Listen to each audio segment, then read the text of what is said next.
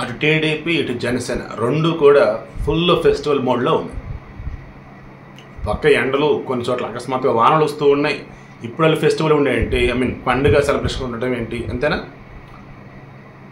Postal ballot ఓట్లు ఆయా జిల్లాల్లో ఎంత నమోదైంది మొత్తం లెక్కలు ఇదిగో ఇప్పుడు వచ్చింది.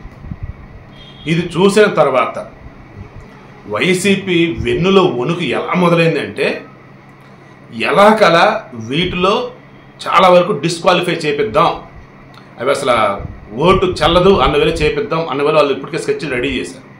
దాంతో ఇమీడియట్గా స్టేట్ ఎలక్షన్ కమిషన్ ఎవరైతే ఉన్నారో ముఖేష్ కుమార్ మీనా అతనిని టీడీపీ జనసేన వాళ్ళు కలిసి ఎట్ ఎనీ కాస్ట్ ఈ పోస్టల్ బ్యాలెట్ ఓట్లో ఈ రిటర్నింగ్ ఆఫీసర్, ఎన్నికల రిటర్నింగ్ ఆఫీసర్ సంతకం లేకపోయినా, సీల్ సరిగా లేకపోయినా మీరు దానిని రిజెక్ట్ చేయొద్దు, ఖచ్చితంగా మీరు దానిని ఆమోదించాల్సిందే, పరిగణించాల్సిందే, ఆ ఓటు చెల్లుబాటు కావాల్సిందే అని చెప్పేసి అన్నారు.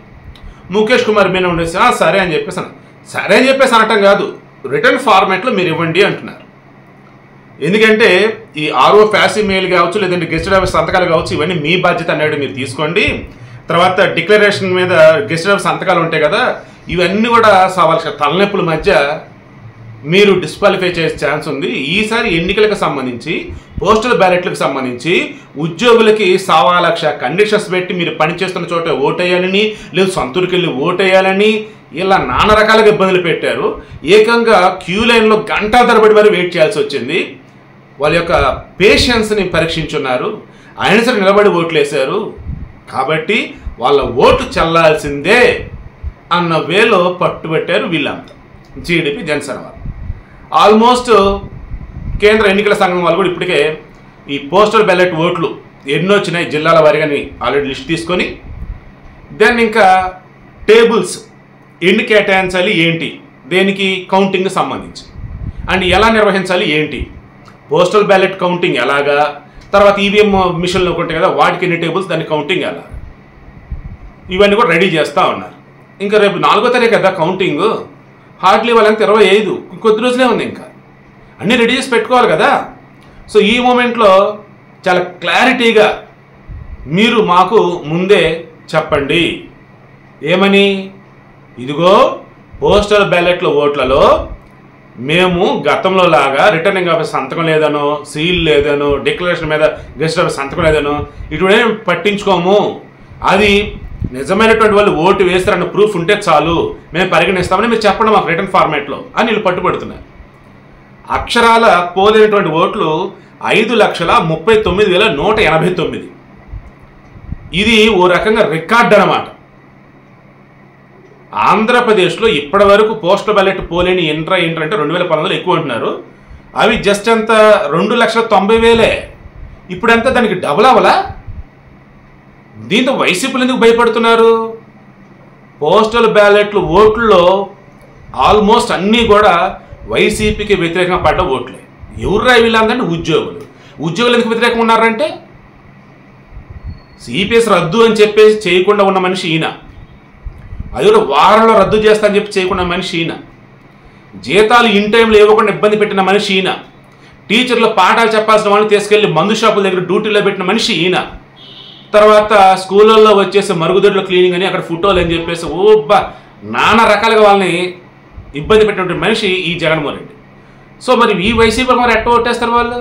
ఇంట్లో జీతాలు వచ్చింది లేదు, ఆ పిఆర్సీలని ఇంకేముంటాయి వాళ్ళకి సంబంధించి వాటిలో కోతలు, రివర్స్ పిఆర్సీలు అంటూ అన్న హడావుడి ఆందోళనలు, వాళ్ళకి సరిగ్గా నిరసన తెలియచేయాలని చెప్పేసి అనుకున్న వాళ్ళ హౌస్ అరెస్టులు, ఇలా చెప్పుకుంటే అక్రమ కేసులు, వేధింపులు విసిగెత్తిపోయి ఉన్నారన్నమాట.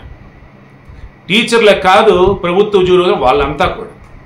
అందుకే ఇంత భారీ మొత్తంలో పోస్టల్ బ్యాలెట్ల ఓట్లు పోలే. అది చూసా వైసీపీలు భయపడతా ఉన్నారు. వీళ్ళ ఓట్లు ఇన్ని పోలేని అంటే వీళ్ళ కుటుంబంలో ఉన్న వాళ్ళ ఓట్లు, మళ్ళీ వాళ్ళకి తెలిసిన వాళ్ళ ఓట్లు, ఇవి ఆల్మోస్ట్ ఇక మనకు వ్యతిరేకంగా పడ్డ ఓట్లే కదని చెప్పేసి వైసీపీలు భయపడతా ఉన్నారు. వీళ్ళవే వ్యతిరేకంగా ఉంటే మరలా టీడీపీకి సంబంధించి వాళ్ళకు హార్డ్ కోర్ ఫ్యాన్స్ ఉంటారు, వాళ్ళు వేసే ఓట్లు ఉంటాయి. మరి వాటి సంగతి ఏంటి? ఇలా మొత్తం చూసుకుంటా పోతే ఘోరంగా ఓడిపోతున్నారా బాబు అని చెప్పేసి వైసీపీలు అల్లలాడిపోతా ఉన్నారు. ఆల్రెడీ ఏడు మొదలైపోయారు. ఇక జిల్లాల వారికి చూస్తే శ్రీకాకుళంలో 38,865 ఓట్లు పోలేండి పోస్టల్ బ్యాలెట్ ఓట్లు అత్యధికంగా అక్కడ.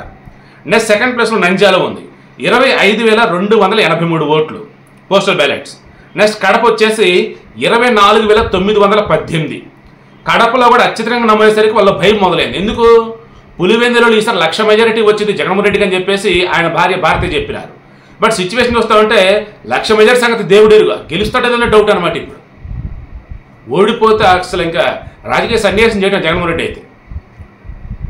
ఈవెన్ కడపకు సంబంధించి లోక్సభలో ఖచ్చితంగా షర్మిల గెలిచిద్దని చెప్పి చాలామంది అనుకుంటా ఉన్నారు. లేదు అవినాష్ రెడ్డి అని అంటూ వీళ్ళు వైసీపీలు అనుకుంటా ఉన్నారు. అవినాష్ రెడ్డి ఓడిపోయి షర్మిల గెలిచేసే రికార్డ్ అయింది. ఇక లీస్ట్ వచ్చేసి నర్సాపురం 15,320 ఓట్లు పోస్టల్ బ్యాలెట్ ఓట్లు. సో వీటికి సంబంధించి ఆల్రెడీ పోలింగ్ కౌంటింగ్ టేబుల్ ఎలా ఏంటి మొత్తం కూడా పకడ్బందీగా కూడా అధికారులు ఏర్పాట్లు చేస్తూ ఉన్నారు. ఇవన్నీ చూసి ఆల్రెడీ వైసీపీలు తడిపేసుకుంటా ఉన్నారు, పిసుకుంటా ఉన్నారు, గడగడలాడిపోతా వణికిపోతూ ఉన్నారు. వాళ్ళు కొంతమంది రాష్ట్రాలు దాటేశారు, ఇంకొంతమంది విదేశాల్లో ఆల్రెడీ ఏర్పాట్లు చేసుకుంటా ఉన్నారు. మొన్న ఎన్నికల హడావుడి జరగడానికి ముందు వరకు ఎవరైతే వైసీపీలు చెలరేగిపోయారో హడావుడి చేశారో వాళ్ళంతా స్టడీ చెప్పడం ఖాళీగా ఉంటా ఉన్నారు ఊళ్ళలో. అర్థమైపోయింది వాళ్ళందరూ కూడా. So eagerly I'm also waiting for June 4th అండి.